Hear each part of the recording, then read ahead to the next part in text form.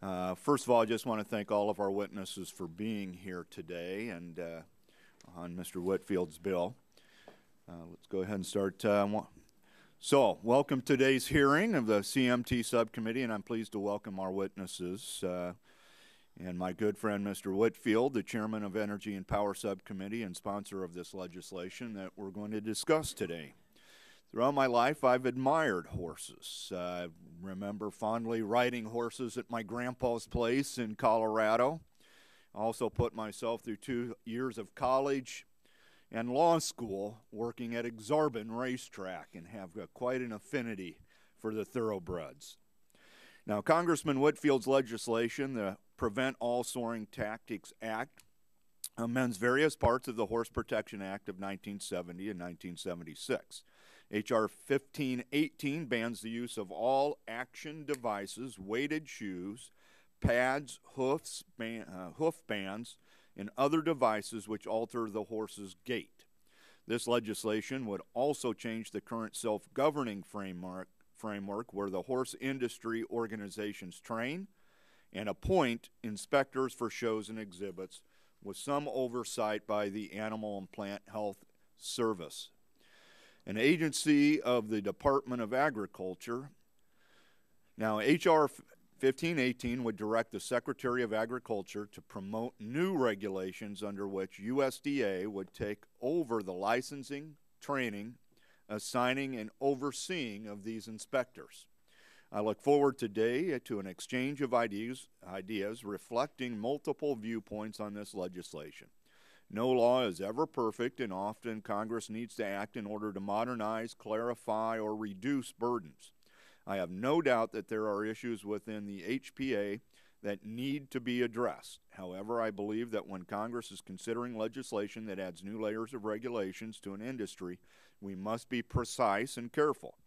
This means narrowly tailoring this legislation to fit the specific problem that needs to be addressed. I want to thank everyone again for being here and traveling. I know several of you have come a long ways. We have an official, a government official from Tennessee, Commissioner Julius Johnson, Tennessee's Commissioner of Agriculture here. And pursuant to our traditional protocols, government officials get to testify first. And what we'll do is we'll go from your right, my left, down the panel, and we'll discuss those rules when we get there. Since the Vice Chairman isn't here, does anyone other than Ed and Marcia want 2 minutes? Seeing none, I yield back my time, and now yield your 5 minutes to our ranking member, Jan Schakowsky.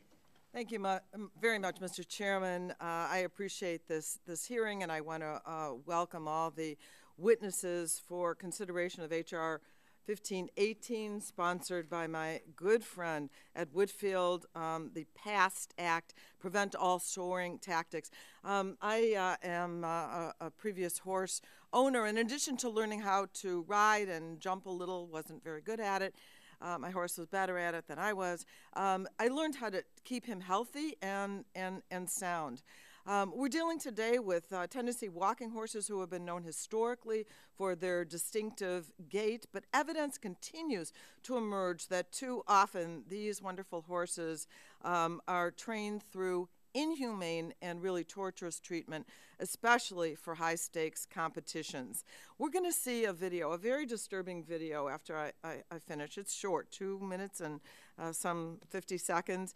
But what we'll see are tactics that absolutely need to be stopped. The Horse Protection Act in 1970 was designed to eradicate the practice of soaring. You will see this, the soaring of the feet of the horses. Unfortunately, the Horse Protection Act enforcement is lax, and the industry's self-policing has been largely ineffective in eliminating the practice. And so this legislation makes sense. In fact, as of today, it is co-sponsored by 223 members, well over a majority in the House of Representatives. We need to make sure that we really are protecting horses. That's what the PAST bill does. And I hope this video will make it very clear. This is ABC Nightline, a very short clip of it. If you could play that, please. It's part of my testimony.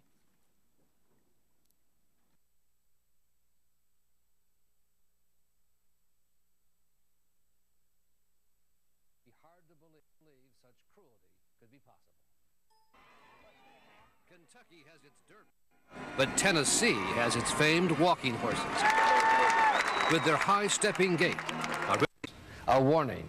For some, this video will be disturbing to watch, but without seeing it, it would be hard to believe such cruelty could be possible. Kentucky has its Derby, but Tennessee has its famed walking horses. With their high-stepping gait, originally trained so plantation owners could have a smooth ride as they surveyed their property.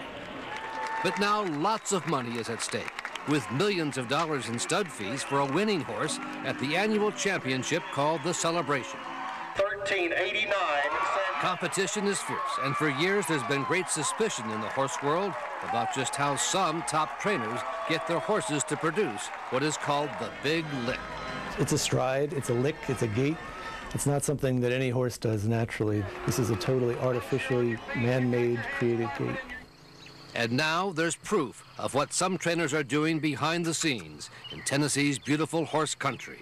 Down this gravel road, caught on tape in this barn. Undercover video being seen for the first time tonight. Made by an investigator for the Humane Society, who went to work for one of the leading figures in an American tradition gone awry, Jackie McConnell, seen here beating a horse. Keith Dane of the Humane Society described what is known as soring, creating painful sores on the horse's front ankles. They'll apply drops of either mustard oil, croton oil, diesel fuel, even hand cleaners that have an abrasive or caustic effect to them. Right on the horse's right on the ankle. And then they will wrap it with a plastic wrap, and that will cause the chemicals to essentially cook or seep into the skin and the flesh of the horse, making it very tender. Then later, the video shows McConnell and his stable hands putting heavy metal chains around the open sores. And when the horse is ridden, the chain hits that pastern, causing pain and causing that sort of flinch or opposite reaction. So it's a flinch? Is that what we're really seeing? Essentially, yes. The horse is responding in pain and picking up their feet. Is this widespread? Do other trainers do this same thing? Have they been doing it for years? I can't speak about years before, but I do not believe that goes on now. I do not believe that is rampant. But at last year's championship celebration, in a random inspection, federal agents found foreign substances in swabs on the legs of 52 of 52 horses tested. Jackie McConnell's lawyer says McConnell will go to court next week in Chattanooga to plead guilty to one of the counts on which he was indicted. And late today, we heard from one of the big corporate sponsors of the Tennessee Walking Horse Championship, Pepsi, which said it has now severed its ties with the event as a result of our ABC News investigation. And I yield back. Thank you. At this time, I will yield 2.5 minutes to the gentlelady from Tennessee. Thank you, Mr. Chairman, and I want to welcome Commissioner Johnson and appreciate him being here. I think that we all agree that the soring of horses in any form is it's objectionable on every level, and for good reason. Soring is illegal. And you're going to hear from Commissioner Johnson. The state of Tennessee has zero tolerance for those who knowingly commit violations and have worked diligently with industry leaders to curb the practices. In fact, according to the most recent data from USDA, the compliance rate for shows this year has been over 96%, with less than 4% of the nearly 10,000 inspections resulted in some sort of SOAR violation. Accordingly, the USDA, this is their compliance rate for the horse industry organization affiliated Tennessee Walking Horses shows was 98.5% over the period 2009 to 2012. So why is additional legislation necessary for an industry that is over 98% compliant? Now, let's compare this to the thoroughbred racing industry, which is in our neighboring state of Kentucky, in which one report found that 3,000 horses died between 2009 and 11. During the same period, one horse participating in a Tennessee walking horse show event died. Based on conversations I've had with breeders in Tennessee, enacting the bill before us would potentially eliminate an entire division of horse breed and result in the loss of thousands of jobs in Tennessee, Kentucky, Missouri, Texas, North Carolina, Virginia, Texas, and Mississippi. They're all connected with the industry. The economic impact of the walking horse industry in Tennessee is $1.5 billion. The Celebration Show in Shelbyville, Tennessee brings in over $40 million to that community. This legislation imposes excessive regulatory burdens on the walking horse industry and could potentially eliminate the entire industry and thus the entire breed. With that, I yield to the gentleman from Kentucky, Mr. Whitfield. Recognized for 2.5 minutes. Well, thank the gentlelady very much for yielding, and I appreciate Chairman Terry and Ms. Schakowsky having this hearing today. As has been said, the Horse Protection Act was passed by Congress in 1970 to stop the practice of soring. The only breeds being sored today are the Tennessee walking horses, the spotted saddle, and racking. The U.S. Department of Agriculture Inspector General report issued a few years ago has concluded that the current program for inspecting horses for soring is not adequate to ensure that these animals are not being abused. The DQPs being hired by the HIOs have a clear conflict of interest and do not properly enforce the Horse Protection Act. Many in the horse show industry do not regard the abuse of horses as a problem. And when USDA inspectors conduct their few inspections, they are subjected to intimidation and harassment and must routinely bring law enforcement for protection. USDA has recommended that the DQP program be abolished and independent accredited veterinarians perform inspections at sanctioned shows. H.R. 1518 that adopts that recommendation and makes it more difficult to soar and use devices to alter the horse's natural gait.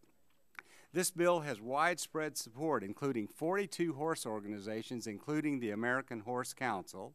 It has all 50 state veterinary medical associations, the American Association of Equine Practitioners, and 223 members of Congress are co-sponsors. We're going to hear testimony today about the show entity in the Shelbyville, Tennessee area being 98.5% compliant. We're also going to hear other witnesses disagree with that, and we're going to tell you why they disagree with it. I feel bad that we would not have this problem today in the industry except for a few areas around Shelbyville, Tennessee, a few areas in Missouri, and yes, a few areas in Kentucky. And that's why later on we're going to find out why the inspector organizations in Tennessee and in Missouri and in Kentucky have been notified by the Department of Agriculture that they're going to be decertified. They're not there yet. But I look forward to the hearing and the information that we'll learn from it. Thank you. Thank you, Mr. Whitfield. And now it's time for the show, which is hearing from our witnesses on H.R. 1518. And I'm going to introduce the witnesses now, and then when I'm finished with that, we'll start with Mr. Johnson. Each of you have 5 minutes. There's a little, well, I see one in front of Ms. Benefield and one behind us. It's green, means you're good to go. When it starts to get yellow, or when it's yellow, that means start wrapping it up. In red, I'm going to probably interject and have you wrap up at that point. So we have a really fantastic panel with us today. We have the Honorable Julius Johnson, Commissioner of the Tennessee Department of Agriculture. Then Marty Irby, International Director and former President, Tennessee Walking Horse Breeders and Exhibitors Association.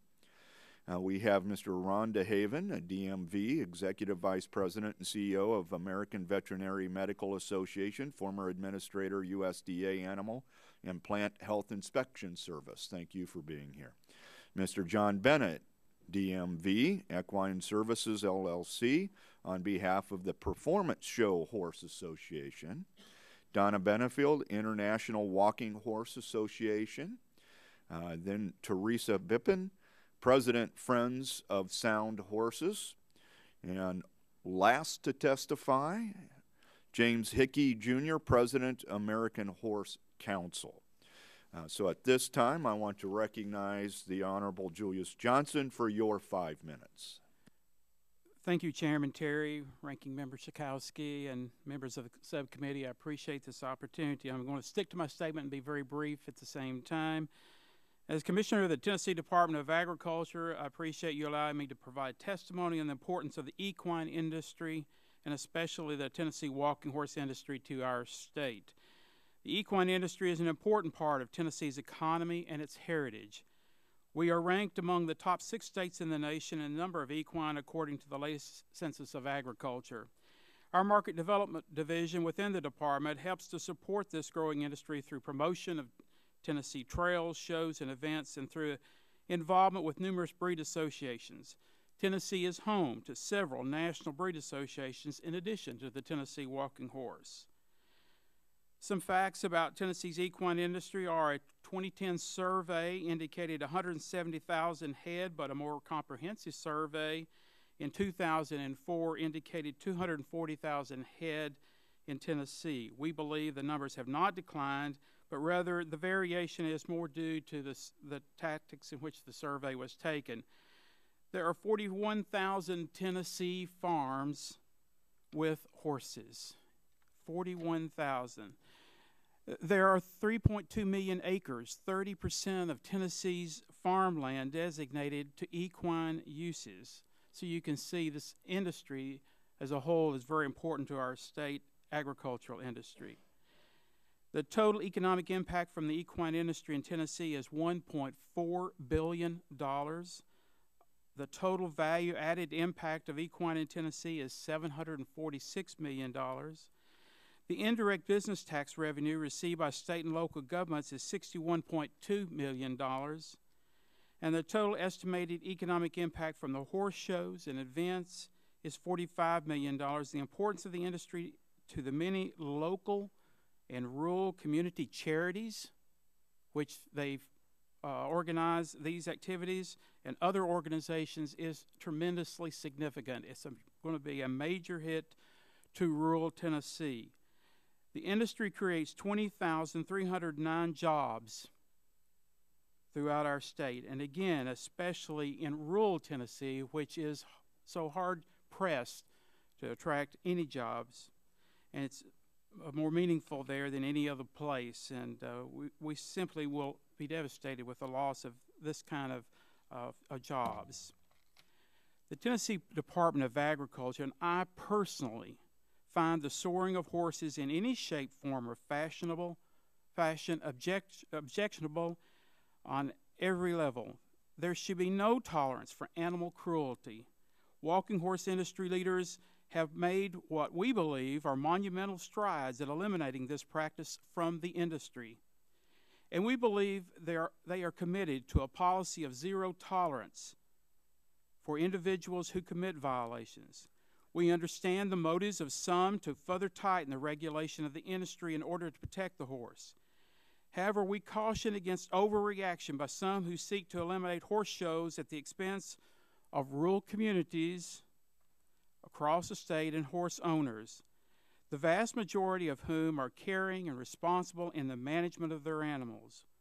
Rural Tennessee would suffer the greatest as a result of this type of legislation. We urge this committee and Congress to find the right balance that protects the horse as well as ensures the viability of the walking horse industry should you find it necessary to pass any legislation at all. The Tennessee walking horse is a wonderful, dynamic breed that has been the enjoyment of many around the world for its ride, its gentleness, and its endurance. We believe Congressman Whitfield's proposed legislation is based more on perception than on sound science. We believe it is excessive and will damage the industry significantly and potentially eliminate the performance horse altogether. I urge you to find sensible solutions to this issue. Thank you for your time. Thank you. At this time, Mr. Irby, you are recognized for your 5 minutes. Thank you, Mr. Chairman. Thank you, Ms. Schakowsky and other members. My name is Marty Irby, and I served as the president of the Tennessee Walking Horse Breeders and Exhibitors Association from December of 2010 until December of 2012, and currently serve as an international director. But today I'm here representing myself. In addition, last night I was informed that I've been selected as the nominated president for 2014 of the association. I have owned Racking Horse World Grand Champions and have judged the Spotted Saddle Horse World Grand Championship.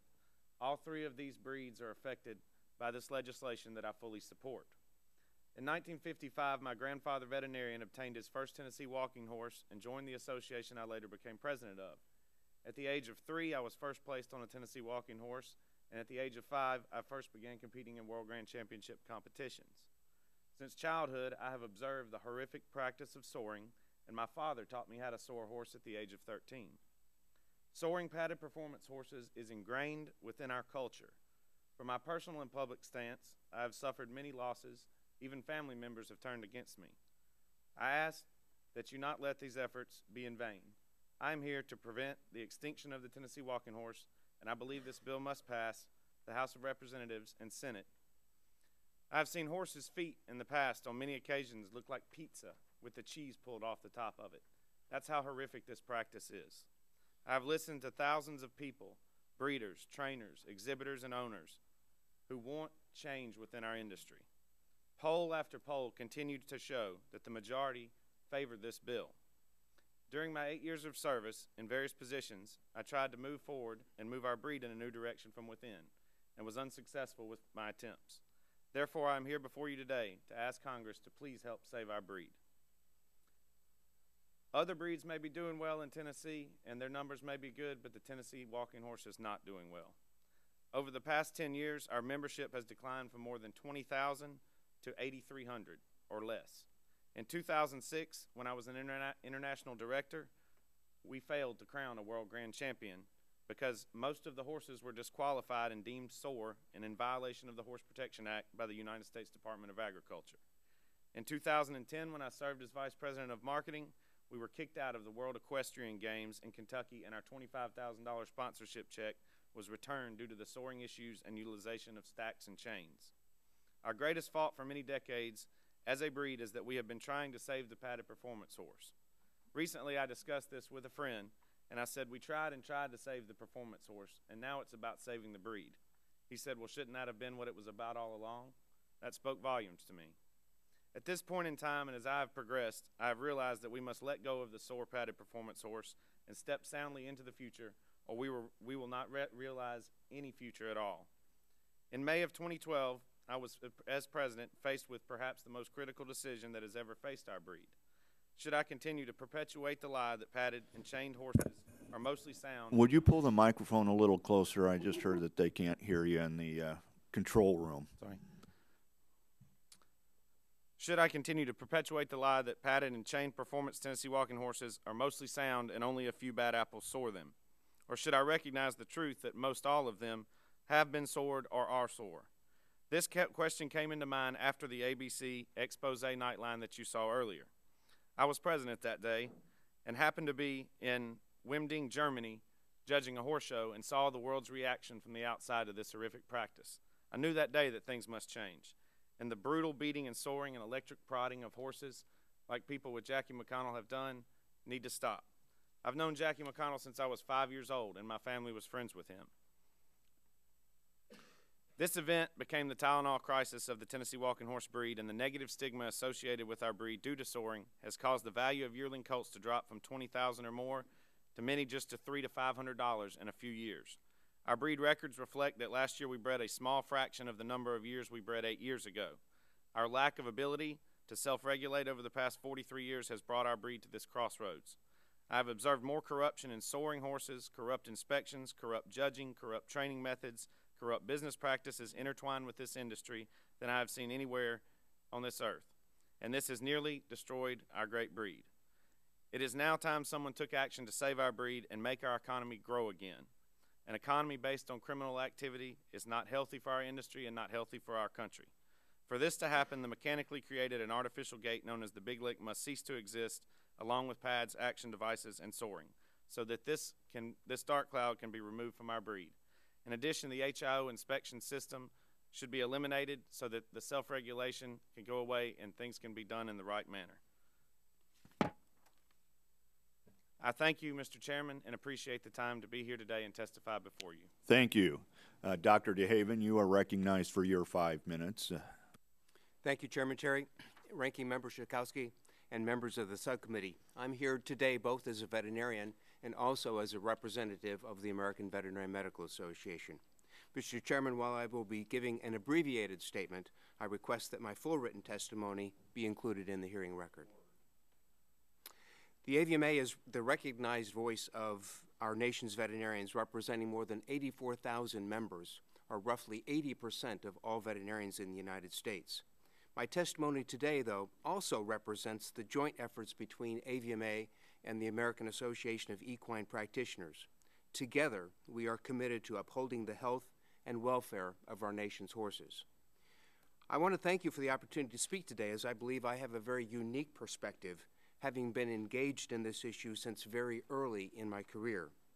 Prior to the AVMA, I was the administrator with the U.S. Department of Agriculture's Animal and Plant Health Inspection Service and had national responsibility for enforcement of the Horse Protection Act. But even before that, my first role with the USDA was as a field veterinary medical officer, where I gained 6 years of boots-on-the-ground experience enforcing the Horse Protection Act and working at horse shows. I know the walking horse industry and its problems from the ground up. I want to thank Congressman Whitfield for his leadership in introducing and championing H.R. 1518, the Prevent All Soaring Act, or PAST Act. I believe it represents a unique opportunity to, once and for all, end the cruel and inhumane practice of soaring our nation's walking horses. I've witnessed the long-lasting and damaging effects that soaring has on horses and feel that this bill is necessary in order to stop this culture of abuse that has existed for more than 40 years in the walking horse industry. All of us know what soaring is and that it's an unethical and inhumane practice, and it involves deliberately inflicting pain to exaggerate the leg motion of some gaited horses, but especially Tennessee walking horses, spotted saddle horses, and racking horses. Not only is it inhumane, but it's also unethical, giving an advantage to those trainers who use the practice to achieve this unnatural gait known as the big lick. Horses can be soared with chemicals, which are typically caustic liquids applied to the horse's lower leg, making that leg sensitive to the touch. Action devices, which are bracelet-like chains or rollers, are then placed on the legs and then strike that area of the pastern, exacerbating the pain that has already been sored. Although there's little reason to use these chains in the show ring unless a horse has been sored, the current law still permits their use. Horses can also be soared using physical methods, resulting in pain when the horse's hoof strikes the ground. A few examples of this include improperly trimming the hoof to expose sensitive tissues, placing foreign objects such as metal bolts between the shoe pads and the sole of the foot, or improper shoeing techniques. Performance packages, or the so-called stacks and pads, are often nailed to the horse's natural hoof and secured by a metal band that runs across the hoof wall. That adds weight to the horse's leg, causing the hoof to strike with more force and also at an abnormal angle. These pads can also be used to conceal foreign objects that apply painful pressure to the sole of the horse's foot. Soaring is detected through visual and manual inspections and through the use of various types of technology. Even so, unethical trainers and owners have developed creative ways to avoid detection. These include, but are not limited to, the use of numbing agents on the horse's legs to mask the pain during the inspection. The use of harsh or even painful training methods called stewarding that teaches the horse if they flinch or otherwise show evidence of pain during inspection that they will be subject to even more severe abuse. Looking back, Congress recognized the importance of stopping this egregious practice when they passed the Horse Protection Act with the goal of ending this practice. Unfortunately, the law did not go far enough. Many factors, including unethical trainers and owners who continue to soar, show judges who use this or reward this bad behavior, and insufficient funding as well as strong political influences, all of these have contributed to a culture of corruption within the walking horse industry, and that's what allows soaring to continue today. Many trainers and owners feel, in fact, that they must soar if they are going to be competitive. One of the major drawbacks of the current enforcement program is reliance on the walking horse industry to police itself. This is a proverbial fox watching the hen house. Industry inspectors commonly have inherent conflicts of interest, and therefore it can be to their advantage to let a show horse, a sore horse, into the show ring.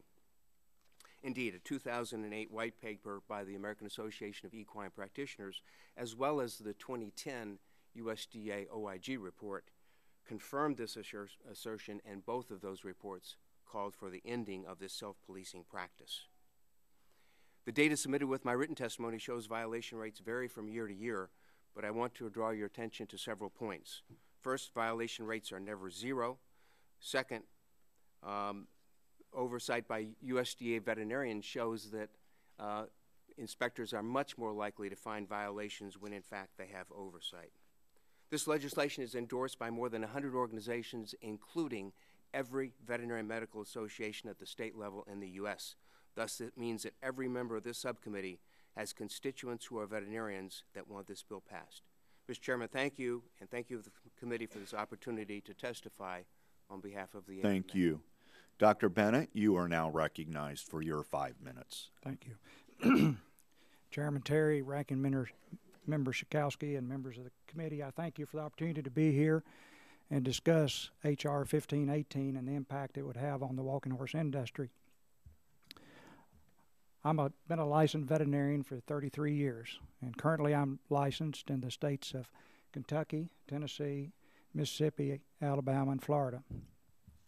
I'm a member of the AVMA, the AEP, the Kentucky Veterinary Medical Association, the Tennessee Veterinary Medical Association, the Florida Association of Equine Practitioners, Tennessee Walking Horse Breeders and Exhibitors Association, and also a member of TCVM, which is Traditional Chinese Veterinary Medicine, which correlates to I do acupuncture. I have also been the veterinarian for the Humane Society of the United States to look after the horses that were confiscated from the Jackie McConnell stables in West Tennessee. I've also been the veterinarian for the Humane Society of the United States, horses confiscated in East Tennessee from the Larry Whelan stables. I've also worked for the USDA in their annual training programs to train the inspectors, the DQPs that inspect the horses. I've taught classes at those courses. I go through all that merely to say that I am the one person on this panel that every day is out there where the rubber meets the road. My practice is located in Shelbyville, Tennessee. Up to 60% of it is made up of Tennessee walking horses. The rest are Western performance horses, American saddlebreds, hunter jumpers, occasional mule, and a miniature, I guess, to keep me humble. One thing that I would bring out after we saw the video, nobody in this room should put up with animal cruelty of whatever breed at all. But make no mistake, the Horse Protection Act as it is written today and as it's being proposed today would have no jurisdiction over either one of those cases. The industry, as Mr. Whitfield says, has data that says we're 98% compliant. The USDA data says we're 96.6% compliant. The reason I'm here today is I feel like that the industry is moving forward. On the other hand, I get asked, if you're opposed to H.R. 1518, then you're for soaring horses. That is absolutely not the case. There's not a person on this panel or in this room that doesn't view soaring as a cancer on this industry. As a medical professional, I'd prefer to cut it out with a scaffold blade. H.R. 1518 wants to use a chainsaw. I was lucky enough in the fall of 2012 to meet in Southern Kentucky with Congressman Whitfield, discuss the same issues that we had today. And I too wonder, after 40-some years in the past year since we met, why are we still having these problems? And I would submit to you, ladies and gentlemen, in my opinion, I think the technology has caught up with the horse training. Now I think it's time for the Horse Protection Act to catch up to the technology. I would invite each and every one of you anytime. Don't have to call ahead. Come down and ride with me. See what I see. Got an open invitation. And with that said, I do want to thank you for the opportunity to be here, and I'll do my very best to answer any questions you have. Thank you. Thank you, Dr. Bennett. Ms. Benefield, you are now recognized for 5 minutes. I would like to thank Chairman Terry and Ranking Member Schakowsky and distinguished members of the subcommittee for giving me the opportunity to testify here today. Mr. Chairman, I would like to request that my written testimony and exhibits be admitted into the official record. Thank you. All members, your statements will be entered into the record. My name is Donna Benefield, and I'm the Vice President of the International Walking Horse Association. I've been involved in the administration of 4 USDA certified inspection programs over the past 25 years. I have inspected thousands of horses for compliance with the Horse Protection Act and its regulations. I have been in hundreds of meetings here in Washington, D.C. with the USDA and the Tennessee walking horse industry to achieve reform in the industry in compliance with the federal law. When Congress passed the act in 1970, their intent was to eradicate soring, not regulate it, as is being done today under the current horse protection regulations. On April 27, 1979, the Federal Register published the following, quote, "If the horse industry makes no effort to establish a workable self-regulatory program for the elimination of sore horses, or if such a program is established but does not succeed in eliminating the sore horse problem within a reasonable length of time, the department will give serious consideration to the prohibition of all action devices and pads," end quote. This industry has had over 40 years to rid itself of this abuse, and for numerous reasons has not only resisted, but has refused reform at every turn. They have maintained control and regulated soring through fear and intimidation for decades. Back in the 1980s, there were headlines on the front page of the Nashville, Tennessean newspaper regarding death threats on me. The FBI became involved in rage protection for my husband and me for many years. In the 1990s, we had a horse killed. Years later, another horse was poisoned at a horse show. Due to the time constraints, I'm going to share with you only a few of the things that are done to these horses to enhance their gait and to avoid detection of and a violation of the Horse Protection Act. What they do to sore a horse.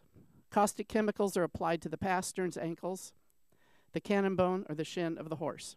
Then wrap the legs in plastic for 24 to 48 hours. They are tied to the wall. They put duct tape around the wraps to prevent the horse from chewing the wraps off their legs due to the intense pain. They will use an electric grinder to sand the soles of the feet down to the quick until beads of blood come to the surface before applying the shoe. They will insert foreign objects between the soles of the horse's feet and stacks. They will pressure shoe a horse by standing a horse on steel bolts or wooden blocks. They will sand a strip of the hoof wall down to the quick, apply a band across the top of the area and tighten it down with a screwdriver to create pressure on the sensitive hoof wall or to create additional pressure to the sole of the pressure shod horse. I have seen the bands sheared off the hoof near the top of the hoof many times, leaving the horse standing on a bloody nub in a pool of blood in the show ring. At a recent seminar, one of the industry vets instructed attendees what supplies to have in their grooming kit so that they were prepared when this happens. The reason why these things are not detected during inspection: they steward the horses. Stewarding is when a person will do a mock inspection of the horse's pasterns while another person will hold the horse. When the horse reacts to the pain, the person will hit the horse in the head with a 2x4, an axe handle, or a baseball bat, among other things, until he stops reacting to the pain. I've seen this many times. He then has been taught not to react during the inspection at the horse show, as seen on the ABC Nightline show with Jackie McConnell that you just saw. They use numbing agents applied topically or injected by the trainer or a sympathetic industry vet to block the pain at shows. They will apply alligator clips to the scrotum, anus, vulva, tongue, tail, or the teats of the horse to create a painful distraction during the inspection. They put zip ties or piano wire on the gums of the horse and pull it very tight, creating pain to take their mind off of the pain on their feet. They use glue on hair, tattooing, sprays, graphite, among other things to hide the illegal scars. They put bit burrs under the saddle girth and cinch the girth up tight to create pain to distract the horse. Salicylic acid is used to remove scars. They slather a paste of salicylic acid and alcohol cut healer DMSO or whatever onto the pastern, wrap them in plastic for 24 to 48 hours to cook. The horse will typically lie in his stall, breaking out in a sweat, moaning with pain, and resist getting to his feet. They then have to go into the stall and beat the horse to his feet, as was seen in the ABC Nightline Jackie McConnell show. After 48 hours, they will take the wraps off and the skin begins to slough off. They then begin the tedious process of literally combing the skin off of the leg, thereby hopefully putting the horse back into compliance with the current horse protection SCAR rule regulation. Excuse me. The AVMA and AEP recently issued a statement on the impact of the pads and chains. Quote, "What the science says is that raising the heels, placing a horse on pads and wedges 8 degrees can cause the horse to stumble and tire easily. Additionally, horses placed on pads and wedges showed inflammation of the flexor tendon area of the pastern. Chains that weigh 6 ounces will start to cause hair loss without the use of chemical irritants. Chains heavier than 6 ounces used on horses that have been previously sored will cause open lesions within 2 weeks. We're happy to say we did our homework, and yes, the science that's available appears to support our position. However, the industry has once again missed the point of the AVMA and AEP's decision. The AVMA and AEP's primary concern is that the chains and pads are used to exacerbate and hiding soring. For this reason, IWHA endorses this bill, and we're here today asking for the passage of H.R. 1518 amendment to correct this chronic 43-year-old problem. Right. Thank you. Thank you. Ms. Bippen, you are now recognized for your 5 minutes. Thank you, Mr. Chairman, and I ask that my testimony and exhibits be included in the official record. And they will be. Thank you. Friends of Sound Horses, or FOSH, is a nonprofit organization that is dedicated to ending the abuse of soring.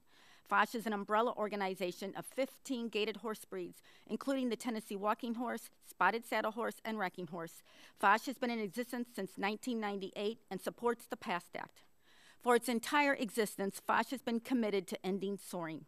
During this time, FOSH has worked with the USDA, developed and populated the largest database in existence of HPA violations, built a public website with a library of publications on soring since 1956, sponsored 3 Sound Horse conferences, and researched numerous technology solutions to detect soring. Although we often heard from the walking horse industry spokesman that the problem of soring is the result of a few bad apples, the total number of HPA violation records is over 10,000 since the mid-'80s. This history of ongoing violations spans more than 40 years through trainers, entire families, old and new names, and this is why FOSH has reached the conclusion, as have the other endorsers of this bill, that legislative change is the only solution to end the plague of soring. FOSH is one of over 24 national and international walking horse organizations that support the PAST Act. These organizations have been in existence for many years and do not allow padded and chained horses in their show rings. After trying to bring about change in the traditional show world for years, concerned exhibitors and spectators abandoned venues like the Celebration. Banning the padded and chained horse has allowed these organizations to thrive because exhibitors and spectators at their shows do not want to be surrounded by the abuse that occurs in the big lick show world, nor do they want to exhibit with people who use illegal means to win a ribbon. Through its research and experience, FOSH has determined that a combination of weak inspections, conflicted DQPs, and the failure of HIOs to report violations has created a culture of acceptance in exhibiting sored horses, which routinely hides and misrepresents the data to deceive Congress and the public about the widespread nature of the problem. A few specific examples of the lack of compliance with the Act among the big lick segment of the industry include: the USDA reported that at the 2012 Celebration, in a random swabbing for signs of foreign prohibited substances, 145 swab samples of 190 tested positive for foreign substances. This is a 76% non-compliance rate. Celebration Management, however, announced to the public in news releases that it would be swabbing every horse on the ground for prohibited foreign substances. They reported only 2 positive swab samples in almost 2,000 entries, while the USDA found 145 in a sample of only 190 horses. Based on examples such as this one, FOSH has concluded that the current HIO system is broken, or else there would not be such a large discrepancy between the USDA samples and those of the Celebration. During 2010, 2011, and half of 2012, the violation rate for 3 compliant HIOs, FOSH, International Walking Horse, and National Walking Horse Association, was only 2/100ths of over 0.02%, or 8 violations out of over 42,000 inspections. These 3 compliant HIOs have perfect inspection records when their shows are attended and audited by the USDA. By contrast, the violation rate at the 2012 celebration was 9%, which is 450 times greater than that of the compliant HIOs. In August this year, the USDA released figures for the show season through April 2013 that further supports passage of PAST. Of 241 HPA violations, 93% of the violations were on padded horses. Not only that, when the USDA inspectors were present at shows this year, the HPA violation rate was 280% greater than the rate at the shows when the USDA was not there. It is a conclusion also of FOSH that weak penalties imposed by non-compliant HIOs are meaningless and do not serve as deterrents. As an example, the top 5 2013 Riders' Cup contenders share 94 reported HPA violations as reported at the publicly available website hpadata.us. Another factor influencing FOSH's support of stronger penalties is the repeat violator list generated by that same website.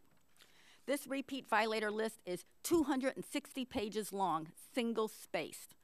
Much stronger penalties are needed to serve as a deterrent, as the current penalty structure has been meaningless and ignored by violators for many years.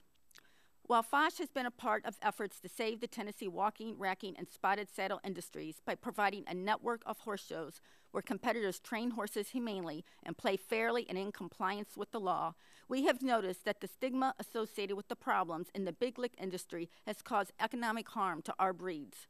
Because most true horsemen do not want to be associated in any way with animal abuse or illegal activity, fewer horses are being bred, raised, trained, shod, boarded, fed, treated with veterinary care, and shown in our breeds.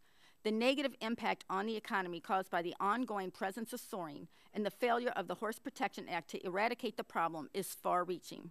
The PAST Act is needed to fix the deficiency in the current law, restore honor to the breeds afflicted by soring, and bring more people and dollars back into the horse industry. In closing, FOSH reiterates that its experience, analysis, and research have led it to strongly support PAST, which provides for greater penalties, abolishment of the HIO system, and elimination of devices that are an integral part of the abuse of soring. Thank you. Thank you, Ms. Bippen. Now, Mr. Hickey, you are now recognized for your 5 minutes, and your statement will be part of the record. I pushed it. Thank you very much for the opportunity to present this testimony on behalf of the American Horse Council in support of the Prevent All Soring Tactics Act of 2013. My name is Jay Hickey. I'm the president of the American Horse Council.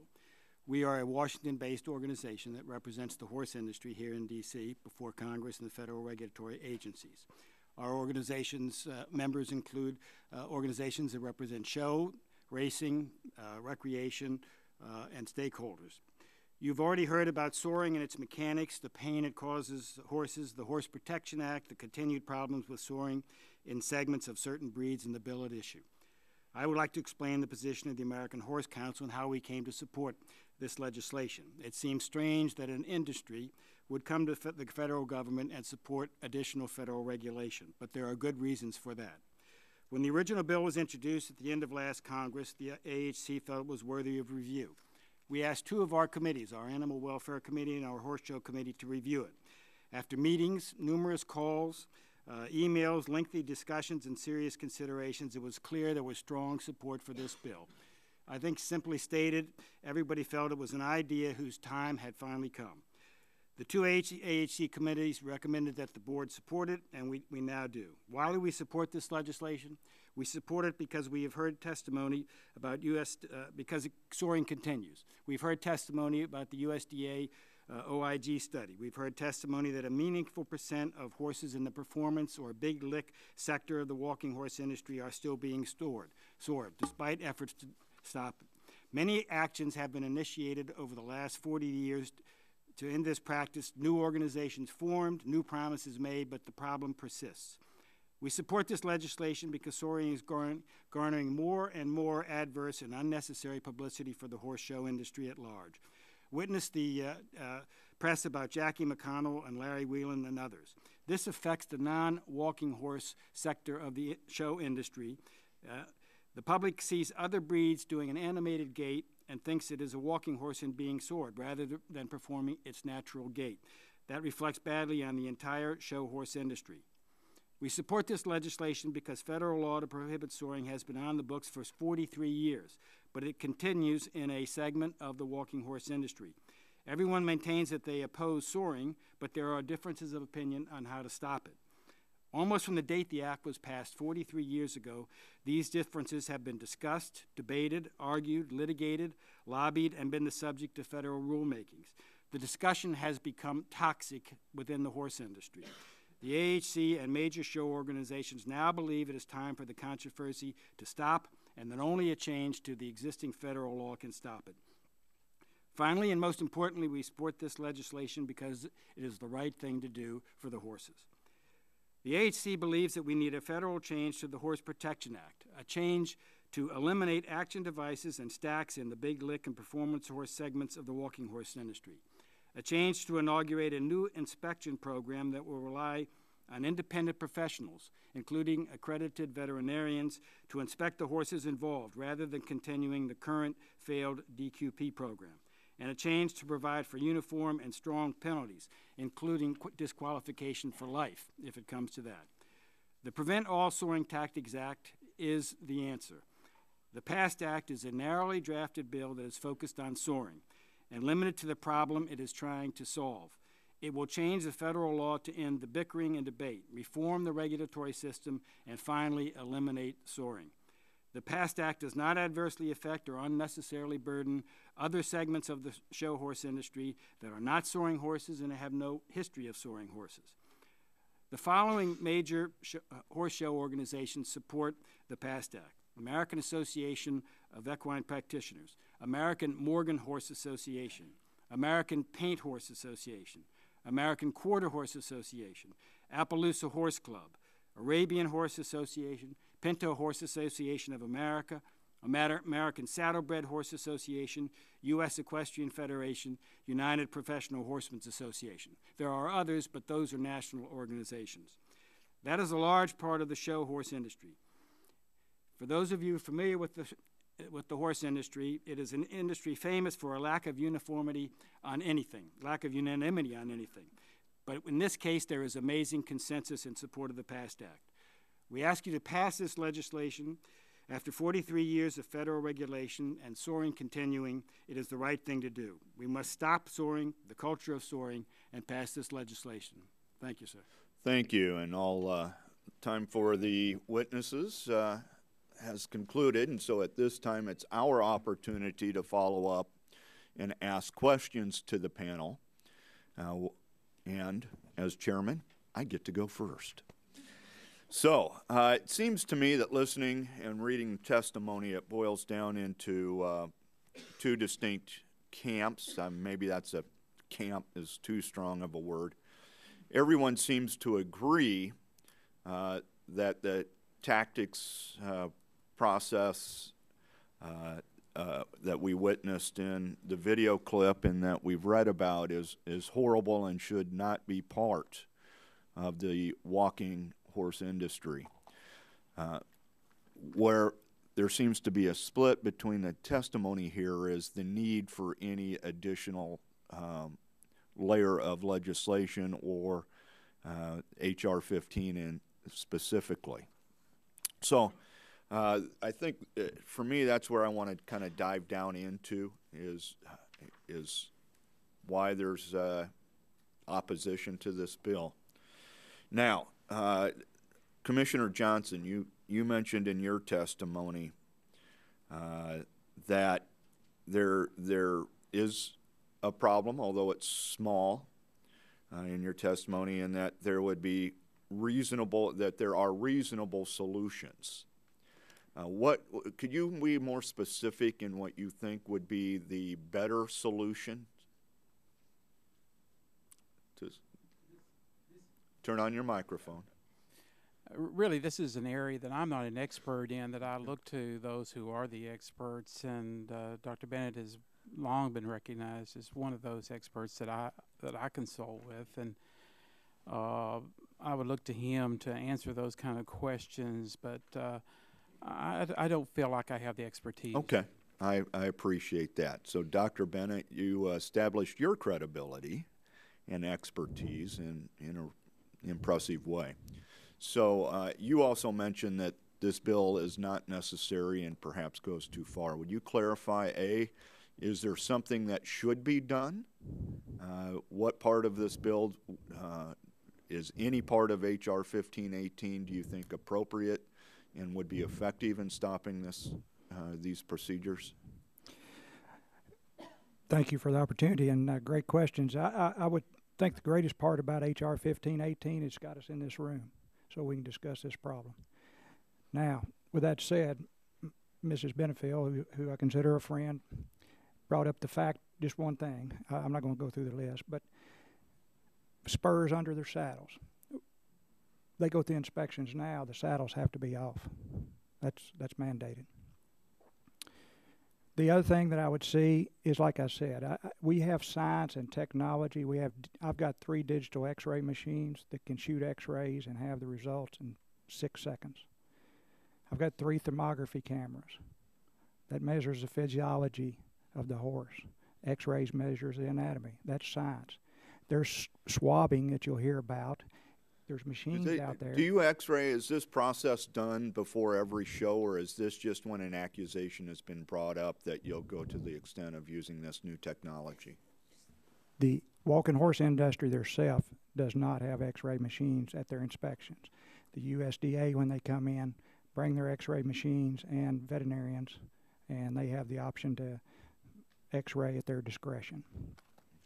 And that kind of came up, if I may, this kind of came up on the x-rays over a 1979 study from Michigan State University on laminitis.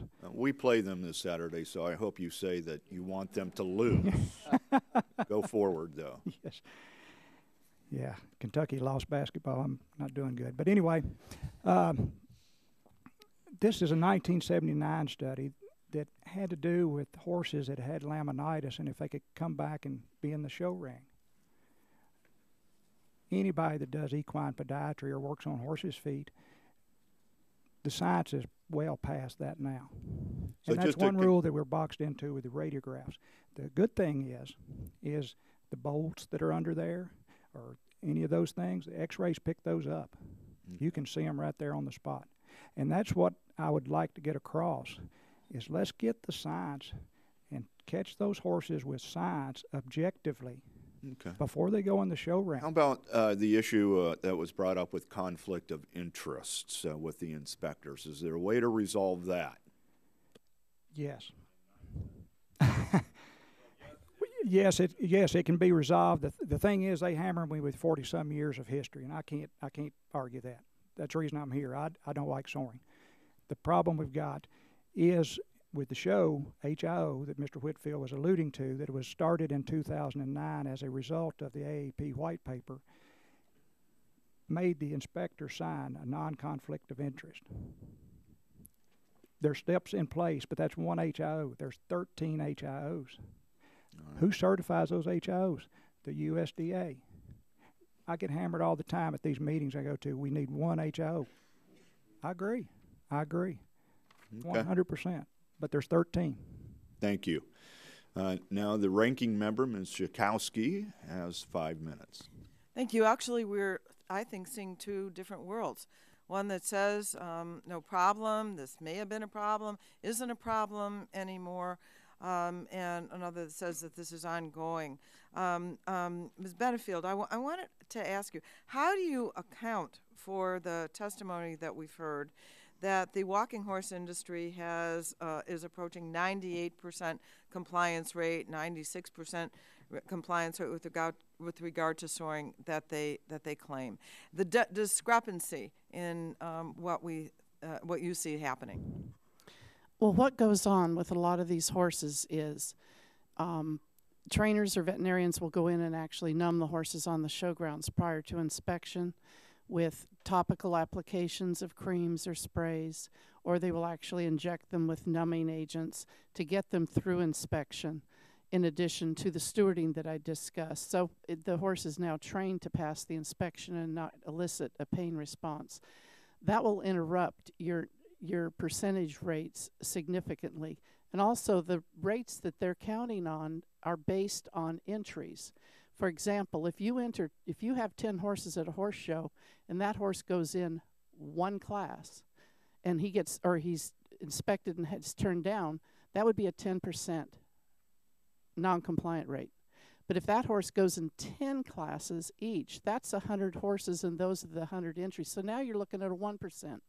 So they dilute the percentages by calling them entries when horses go in multiple classes, rather than calling them just individual horse individuals. How do you know this is happening still? Dr. Bennett says the technologies have caught up, and that isn't happening anymore. How do you know it's happening? Well, I've witnessed it. In fact, at the celebration, when I worked for the celebration in 2010, I observed a veterinarian prior to a class actually injecting a horse with numbing agents prior to inspection. All right, Dr. Bennett, just real quickly, because I have another question for... It makes no sense to numb a horse. One reason is that we want the exaggerated gait. If you numb his legs, Dr. DeHaven's a licensed veterinarian. He can tell you they're not going to pick their feet up. The second thing is, if we have the swabbing and the technology, we can check for those numbing agents right there on the spot. Thank you. Mr. Irby, you've been associated with this industry for such a long time, and yet you're here today supporting the legislation. What have you observed? Over the past year, I actually kind of did my own informal study, because I did at one time stand up for the padded performance horse. So I went around from barn to barn and saw that the majority of all of the trainers were either still soring horses, would even tell you what they were doing, applying hand cleaners, WD-40, and kerosene and mustard oil and things like that to their feet, and went all over Middle Tennessee, parts of Kentucky, Alabama, and other states. And my conclusion was that the majority of everybody, if not everybody, is still soring horses today in the padded performance division, and that I could not find one single padded performance horse that had not been sored at some point in their life. Could you speak to the economic motivation for trainers to soar and for the horse industry organizations to turn a blind eye to the practice? The main economic factor is that by soring a horse, a trainer could take a colt that they may go buy that's 16 or 18 months old and take him to a training barn, and within 90 days, a colt that they purchased $500 to $5,000 for, they could sell for as high as $100,000. So it's a way for them to make a quick buck, but is a detriment to the industry, and it's only about their personal gain. Thank you. I wanted to ask Ms. Bippen a question. You had talked about at the end of your testimony that there was an economic benefit to the breeds that you represent to end this practice and support. How do you explain that it would actually be beneficial? Because we're hearing testimony how important it is not to have further inspections. Yes, the stigma that has attached to Tennessee walking horses has caused quite a few people to not want to own those horses. And even myself, when I explain I have Tennessee walking horses, I have to explain that they are not show horses. And they ask, are they the ones where they take those pads and those chains and they put them in the show ring? So I believe that the Tennessee walking horse has a fabulous disposition, and many more people should own one. But they just do not want to be associated with that soaring, and they don't want to have to worry about participating in shows where soaring takes place. So without that stigma, I believe the industry could grow substantially. And my time is about up. Thank you very much, all of you, for your testimony. Thank you very much. The chair recognizes the vice chair of the full committee, Congresswoman Blackburn of Tennessee. Thank you, Mr. Chairman. Mr. Hickey, thanks for being here. You're testifying on behalf of the American Horse Council, correct? Correct. Okay. Now, you're testifying for ending the practice of soaring, correct? Correct. Okay. Now, the major contributing... May I interrupt? Will you pull the microphone closer? Okay. Is it on? Yes. Okay. The major contributing industry to the Horse Council is the thoroughbred industry, right? No. Oh, it isn't? No. Okay, I have information that it is. No. And of course, the thoroughbred industry has had over 3,000 horses die in the last 4 years, died on the track. So you're saying there's a presumed problem with the Tennessee walking horse, and I'd like to ask you why you think that is worse than the issue that exists with what the stats would say is the problem with the thoroughbred industry. Well, I'm testifying today on the PAST Act. I believe that next week you'll have a hearing on the other bill that Ms. Schakowsky and Mr. Whitfield have involving medication and racing. Okay. That would be, I think, a more appropriate All right, question there. But let me just say, let me move on with my questioning. Okay, let me reclaim my time.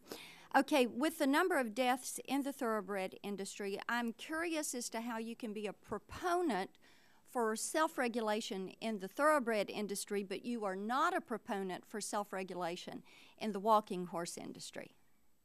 Well, I'm not sure that self-regulation is correct. I'm a proponent for amending the Horse Protection Act, which has been a federal law in existence for 43 years, to amend it very narrowly, I might point out, to prohibit and finally stop soaring, which was passed 43 years ago to try to do. It has not worked. So that was my testimony there. Okay. Then let me reclaim my time and move on with questions then.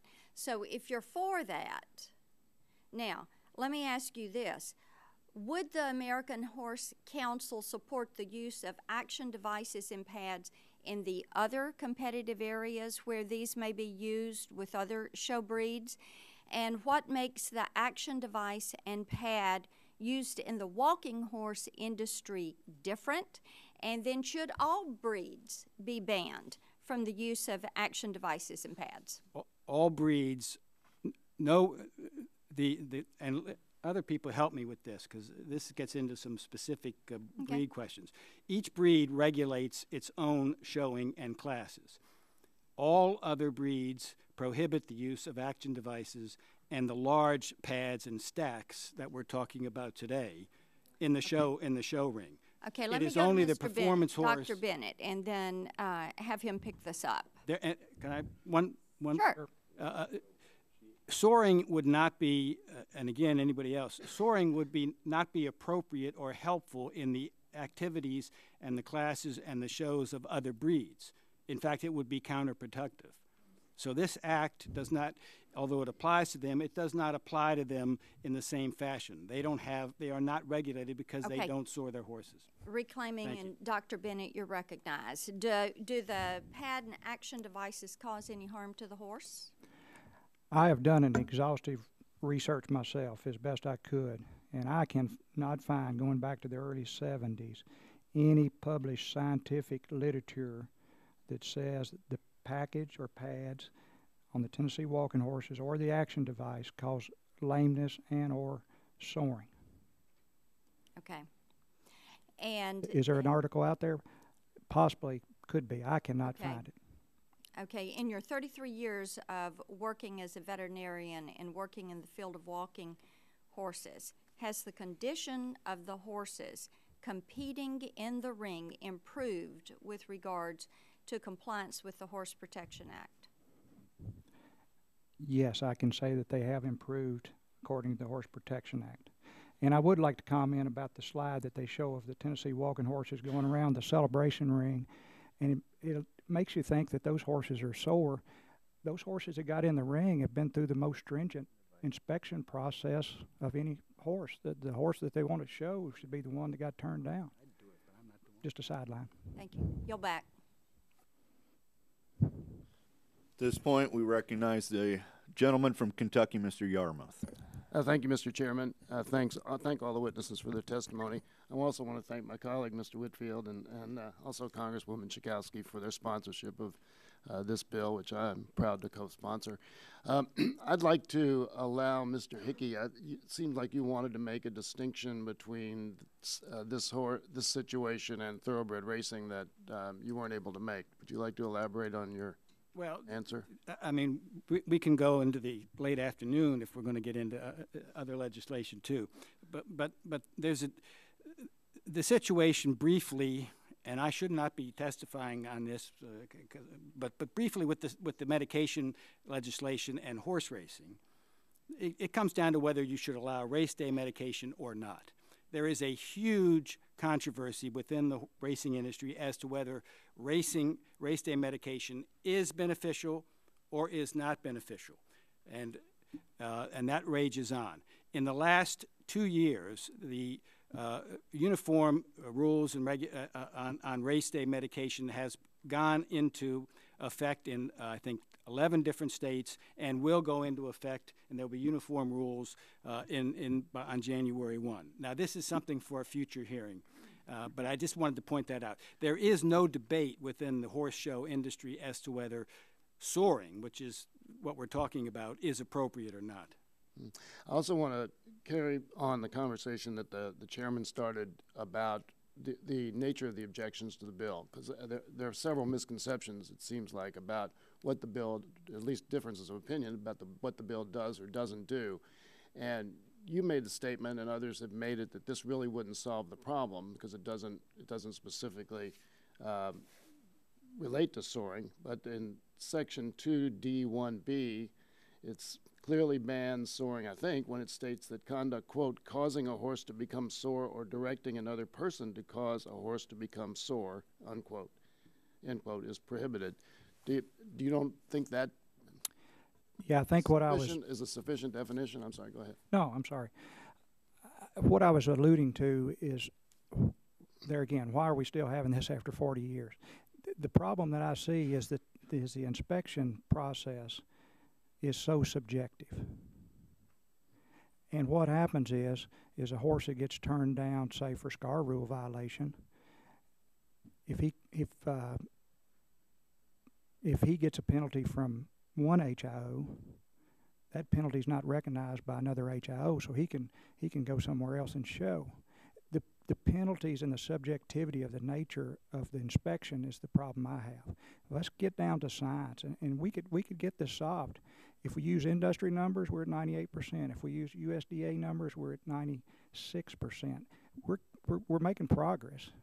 And if I've talked to the AAP, I'm an AAP member, and they always say when the industry decides that they can show that they want to help themselves, then we'll be glad to jump in. We're getting there. We're not to the stage yet that I want to go and say, hey, help us, here's what we got. But we do have proof since '09 when we got the most stringent HIO in place. But what happened when we penalized those people? They went somewhere else. It's like losing a driver's license in this county, but you can go to the next county and drive.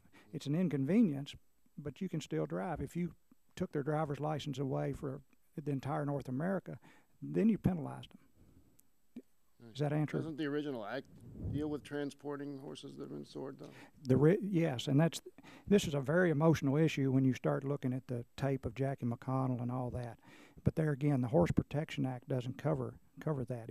It covers transport, showing, exhibiting, and offering for public sale. There obviously also is a dispute over the number of the incidents, the frequency, I guess, of soaring, and numbers 97, 98%. Obviously, Mr. Irby and Ms. Pippin have very different numbers. Do you want to elaborate on? I know you've got lots of documentation that you haven't. Yes, I'm happy to elaborate on that. We have been analyzing the data for quite a few years, and we always analyze it according to the number of horses at a show, as Ms. Benefield spoke about. So if you have 10 horses at a show and 3 of them are sored, we consider that a 30% non-compliance rate. However, recently the numbers that are coming to us are entries. So if those 10 horses were in 10 classes, that's 100 entries, and they would say now that it's only a 3% non-compliance rate. And so those are the numbers that are coming back to us now from the non-compliant HIOs. We're unable to find out the actual the number of horses entered. Now what they're giving us are the entry rates. And because the flat-shod horses are not sored generally, and they are now becoming more popular, what they're going to do is boost up the sound horse rate for those groups. I see. Mr. Irby, you want to elaborate on that, because you obviously have, at least anecdotally, have a very different opinion. Yes, sir. I actually would like to comment. I can't cite the numbers, but if you see the stacks on the table here and the chains, this segment of our industry is where the problem is. And I think what Ms. Pippin is saying is we don't have this problem. You don't see it hardly at all within the normal, regularly shod Tennessee walking horse, which that entire division, all those divisions will still be left for the majority with this bill, and that this bill eliminates this division where the majority of the problem is, which is less than 10% of our entire breed. Thank you. Appreciate that. I yield back, Mr. Chairman. Thank you. Thank you, Mr. Yarmouth. And at this time, recognize the Vice Chairman of the subcommittee, Mr. Lance, for 5 minutes. Thank you very much, Mr. Chairman, and good morning to you all. And let me say that I recognize the expertise of everybody on the panel. This is not an area that I know well, but certainly I will continue to review the testimony. I represent a district in New Jersey that includes the New Jersey area related to the horse industry. There are constituents of mine who this time of year ride to the hounds in places like Bernardsville and Far Hills and Bedminster, and perhaps some on the panel are familiar with that area. Although I am from New Jersey and not from the South, I certainly respect and honor the great state of Tennessee. I was honored to go to law school in Nashville, and I have been in Shelbyville as a guest of Mrs. Prentice Cooper, the widow of one of your great governors, whose son, Jim, is a colleague of ours here in Congress. Jim's brother, William, and my wife and I were in law school together. And I have witnessed the performance in Shelbyville, I believe at the end of the summer, regarding the Tennessee walking horse. To Commissioner Johnson, is it possible to continue showing the Tennessee walking horse without soaring? Well, I believe the industry has already proven that, yes, it is. But certainly there are individuals, bad apples, bad actors in every kind of activity. Yes, of course. Of course, there are bad apples. Perhaps Congress is aware of that in its own responsibilities. To Ms. Benefield, is it possible to continue to show the Tennessee walking horse, eliminating the abuses you suggest that exist? Yes, I do believe that you can continue showing the walking horse without the abuse. You will notice that, according to the records that Ms. Bippen has been expressing to you, there are a lot of shows around the United States that do not use the pad and chain. And, for example, in California, a show at the Los Angeles Equestrian Center may have as many as 150 individual horses at a show, and they're all flat-shod. And yet at another venue in Los Angeles, they'll have a padded show, and a big class for them would be 2 horses or 1 horse. So the flat-shod horse is continuing to show around the United States, and this problem seems to be more centralized in the South now. It used to be widespread around the United States, but it has become more centralized. Thank you. Let me say, not as a question, but as a comment, I hope and expect that this is an area where people of goodwill can come together, and the purpose of this hearing is to elicit information from the distinguished members of the panel who are expert in this area. And I am hopeful, based upon the expertise of everyone on the panel, that a solution can occur. And let me repeat, I recognize the expertise of all on the panel, and I do not believe that it is appropriate for one part of the nation to point a finger at another part of the nation, and I certainly want to work with everybody on the panel, including those from the great state of Tennessee, a state that is very fond to me, and I look forward to continuing this discussion to protect what we need to protect regarding horses, and certainly that is true in New Jersey, and particularly the district I serve. I yield back the balance of my time, Mr. Chairman. Thank you, Mr. Lance. At this time, recognized gentleman from Missouri, Mr. Long. Thank you, Mr. Chairman. Mr. Chairman, I have given the committee a series of statements from individuals who are deeply concerned about this issue but weren't able to testify before the committee today. I ask unanimous consent that these statements be submitted for the record. Without objection, so ordered. Technology has caught up with the training. I think, Mr. Irby, you talked about, or was that Dr. Bennett? Okay, can you elaborate on that a little bit? Yes, sir. Thank you for the question. There again, why are we still having this discussion after 43 years, why can't we put it to rest? And in my opinion, the subjectivity of the inspection system, along with 13 HIOs, where there's no penalties that are transferred between them, it makes it a glass ceiling that we can't get above, in my mind. The technology's there now. Before that horse goes in the show ring, he could be tested and make sure that there's no caustic chemicals that we heard about, no numbing agents that we heard about on there. We can x-ray him and make sure there's nothing in under that pad. We can have farriers there that can pull the shoes off and put them back on. The technology's there to stop this without taking the industry away. And I would argue with the 10%. I think it's, if you read the HR 1518, it's weighted shoes, pads, chains.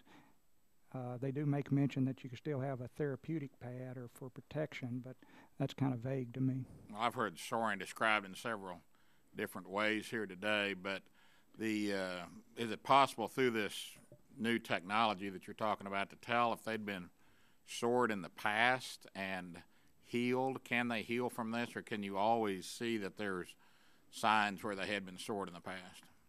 Yeah, I think you're alluding to, sir, the change in tissue that we saw on the screen earlier. And remember that skin is an organ, just like your heart, just like your liver, just like... Yeah, but the skin doesn't show up on an x-ray, does it? No, sir, but what I'm getting and to... when you were talking about the x-rays earlier, I understand the deal about the bolts or whatever, but other than that, does the x-ray, what are you looking for there as far as the soaring? You could look for pressure shoeing, like Mrs. Benefield said, where they can take and rasp the sole down. We have parameters that we know that certain millimeters of sole depth is protective to the horse's foot. We could measure that with digital x-rays. You also, during your testimony, you offered to let us come ride with you, which...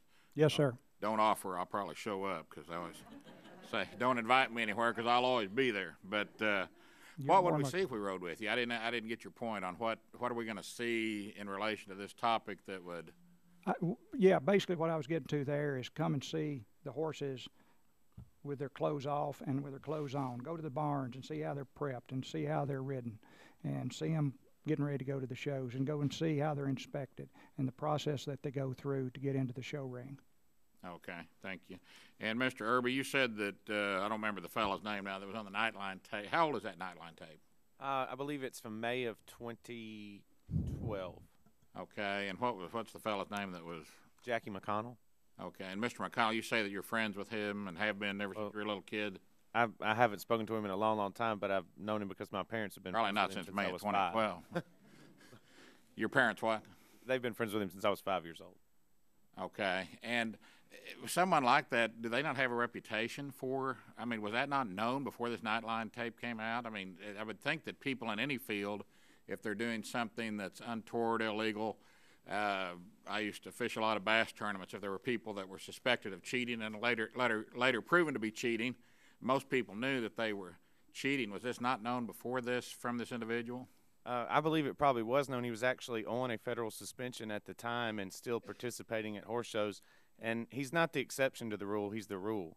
Within the padded performance division, this is typically the way things are, and you pretty much have to cheat or you can't compete. How can it be the rule if 98% are complying? That's mainly because of the masking agents I believe Ms. Benefield spoke about and things they can do to hide. I probably have to allude to Dr. DeHaven or Ms. Benefield on that. Well, let me ask Ms. Benefield on the numbing agents you were talking about earlier. I kind of agree with Dr. Bennett. I mean, if you're trying to sort and make them pick up and do this, what do you call the gate again? The big lick. The big lick. If they're doing this big lick, how does numbing agents? I mean, why would that make them pick up their feet if their feet are numb? The numbing agents don't, in fact, make them pick up their feet. What the trainers do is back at the barn, they will numb the horse's legs and they will establish a window. When you say back at the barn, are you talking about on the day of the event, or are you talking about back at the barn at home? Back at the barn in training. They will establish a window of when they put the numbing agent on and how long it takes for that numbing agent to wear off. So that way they have a timing on when to put it on and how long they have before it wears off. So they time it in front of the time they're going to go into the Again, class. a barn at the show or a barn at home? No, at the barn at home, they're establishing their window. They dump it there. Then they use that same window. Where? I'm sorry? Then they use that same window for their application at the horse show, so they know exactly the timing and when to put that agent on and when it'll wear off, so it'll work, so that it's no longer numbing the leg when they're in the show ring. Science, if they can do that, I yield back. Well, they do. Thank They you. Mr. Kinzinger, do you have any questions? Then the last person is Mr. Whitfield, and he's last because he is actually not a member of this subcommittee, although he's the chair of Energy and Power Subcommittee. And so he is a guest of this subcommittee, and under our rules, the guests go last. Well, thank you very much, Chairman Terry, and thank all the witnesses today as well. Dr. DeHaven, I want to ask you a couple of questions.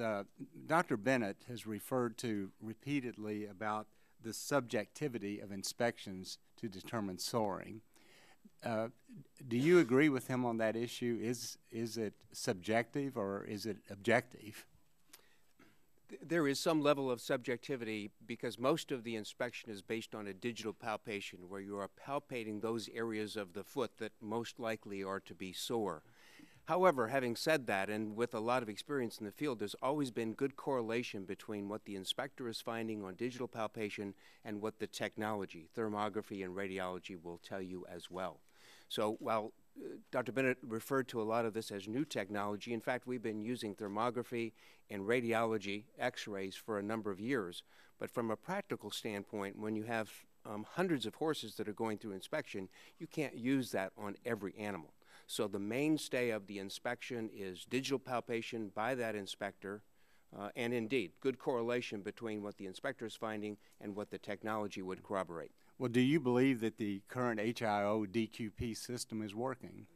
We've heard a lot about the level of compliance. I've heard numbers like 96.6% and a 98.5% compliance rate. 2 points on that. One would argue after 43 years of a goal of zero soaring, we really haven't achieved what we meant to years ago. The other is that those compliance rates are based on a self-policing program where you have industry inspectors inspecting the industry. What the statistics also show is that those inspectors that work for the industry are about 10 times more likely to find a violation when they have a USDA veterinarian looking over their shoulder. So those compliance rates assume self-policing. When there is oversight, in fact, the compliance rate goes way down. Well, it's my understanding that APHIS sends in inspectors only about 6% of the shows, and the violation rates are much higher there than they are with the self-policing of the DQPs. Is that correct? Indeed. If we look at the statistics from 2012, with 71,000 inspections done by the industry, there was a 99% compliance rate. However, when they are overseen by a USDA inspector, that compliance rate goes down to about 94%. Stated another way, 78% of the violations that the industry inspectors found during the 2012 show year were found when USDA was present, even though they are at less than 10% of the show. Right, right. Well, you know, I don't see why people will be opposed to this legislation. This legislation simply says we'll have independent inspectors trained by USDA, hired by the shows, and it's not even mandatory that the shows hire those inspectors. If they don't hire those inspectors, then they're going to be subject to more penalties. But, Mr. Irby, do you object to independent inspectors trained by the Department of Agriculture and veterinarians on top of that? No, absolutely not. I'm 100% in favor of the USDA licensing the inspectors as the bill provides and doing away with the self-regulation system, because in 40 years we've proven that we cannot do it, and I believe that's the only way that a truly sound horse will be able to be put in. And Mr. DeHaven, do you support the legislation in that sense? Indeed, I do. I think it addresses the self-policing problem. It also narrowly focuses on the areas where the biggest problems are, the use of the pads and chains, which contribute to soaring. Yeah, because when you also said there's no reason to have one of these on a horse unless he's been sored. Is that correct? It provides an additional incentive to soar a horse. Right. If you have created an injury on that horse's pastern by the practice of soaring, and now you're going to have a chain strike that, you are going to get a much greater reaction than if that animal had not been soared. And so by removing the change, you remove much of the incentive to even soar that horse to begin with. Now, Tennessee walking horses are showed in a lot of places around the country. We have 12 or 13 IHOs or HIOs, and I'm sad to say that the problem does seem to be in the Shelbyville, Tennessee area, parts of Kentucky where Pride has been, and parts of Missouri. Those seem to be the three problem areas. Would you agree with that, Mr. Irby? Yes, sir, I would. It's a majority in the southeast, but those three are the top three areas. And what about you, Mr. DeHaven? Would you agree with that?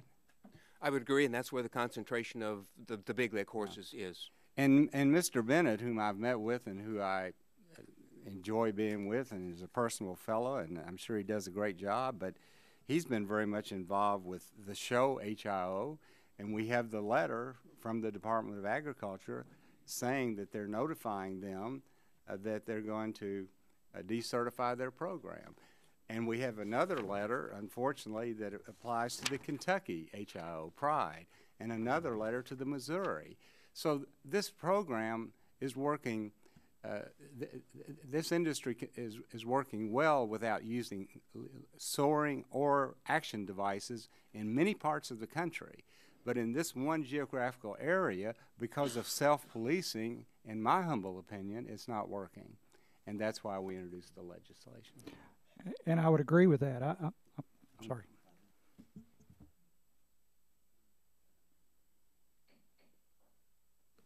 Your time has expired, and now recognize the gentleman from Kentucky, Mr. Guthrie. Thank you very much. Mr. Guthrie, would you just yield 1 minute? Yeah, I'll yield to my friend as much time as No, I just wanted to ask for unanimous consent to enter into the record the documents that I gave you all yesterday. We refer to certain websites, and then also a letter from the ASPCA supporting the legislation. All those documents were submitted to us and to the other side. There's no objections. And they are Veterinarian entered. Yoho of who's a member of Congress from Florida, his letter about the legislation. Without objection, so ordered. Thank you, Mr. Chairman. Thank you. Mr. Johnson from Tennessee, and I'm sorry, I had to step to another committee hearing, so you may have answered this. I know the one question I was going to ask you did get to, but you talked about the effect of this bill on the industry in Tennessee. I'm from Kentucky, just north of, I'm in Bowling Green, so I'm just a few miles from the Tennessee border, and I understand Shelbyville, I know that area, but you talk about how it's going to affect the industry in that area, and so my question is it bad actors or is it widespread? That's one thing that's kind of hard to get out of all the information I've tried to receive. It's one group saying it's just a handful of bad actors. There's a handful saying it's widespread. Then you see investigations where just a handful of horses are found, and then you see when the USDA comes, they said 52 out of 52 were found, and so it's difficult to come up with exactly what's your opinion? Is it bad actors or is it widespread? What I have testified to here today is the impact it would have on Tennessee's economy, Tennessee rural communities, Tennessee charities that depend on these horse shows for their charitable contributions and fundraising for the year. For the young people that are involved in these organizations of showing horses and so forth, the caring of animals in a proper way, the training of the animal in a proper way, it's a great tool for raising kids with. It's a great activity for families to build their family around. Now, I'm not an expert in other areas that deal with whether it's the bad apple or whether it's widespread. That's for folks with more tools than I have available to me. But I can tell you that it will be devastating to eliminate the big leg horse, the performance horse, from being showed. And I think, in all due respect, Chairman, Mr. Representative Whitfield, that your bill does much more than what you've described to this committee, and that's my concern.